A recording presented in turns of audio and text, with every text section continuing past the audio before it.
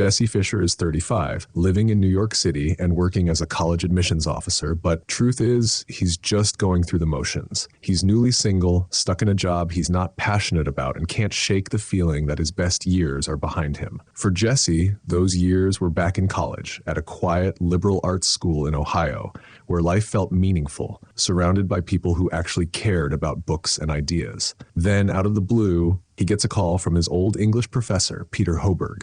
Peter's retiring and he wants Jesse to come back for the ceremony. Jesse agrees, and that's where he meets Zibby.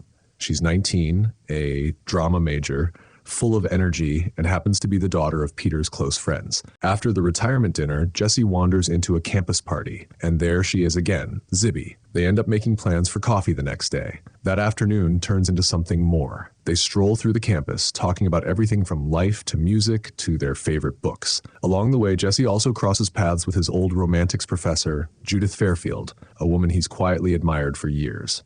And he meets a few new faces too. Nat, a quirky student with a unique outlook on everything, and Dean, a brilliant but clearly troubled kid who, like Jesse, is never without a book in hand. Just before Jesse heads back to New York, Zibby asks if they can keep in touch through handwritten letters. It's old school, but it suits them. As the letters start flowing, so does their connection. Meanwhile, Peter's struggling with the idea of retirement. Not ready to let go, he asks the dean if he can stay on a little longer, but it's too late. His replacement's already been hired. Zibby asks Jesse to come back to campus, and it's pretty clear she's not just after another friendly walk. Jesse's unsure. 16 years is a big age gap, and he knows it. But curiosity wins, and he goes. They hang out again, talk more, and eventually they kiss. But then Peter, Jesse's former professor and Zibby's family friend, sees them together, and he doesn't mince words. He tells Jesse to stop playing around and date someone closer to his own age. Later, Zibby opens up. She tells Jesse how she really feels and asks him to sleep with her. He agrees, until she quietly reveals she's a virgin. That stops everything. Jesse backs off.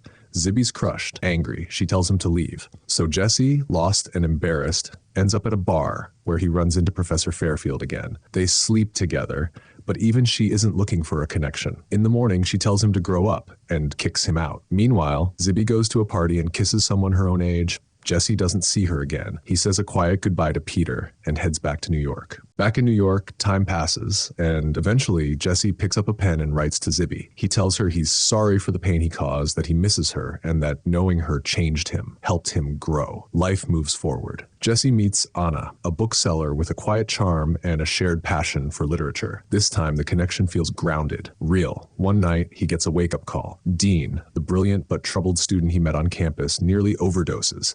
Jesse steps in just in time and tells him something he's only recently learned himself. You can't hide from life in books forever. At some point, you have to start living. Jesse visits Zibby one last time and says he's sorry again, this time with real clarity. Zibby opens up. She admits she thought being with him might fast-track her into adulthood, but now she gets it. Walking away was the right thing. Jesse heads back home and starts writing to her again, just like before, but now from a healthier place. In the final scene, Zibby's lying down, reading songs of innocence and of experience, a gift Jesse sent her. And Jesse, he's at home. Anna resting on his chest, the two of them quietly dreaming about growing old together. And that is it for this 2012 movie called Liberal Arts. I shall see you again in the next video. Until then, this is your host for Movie Recaps signing off.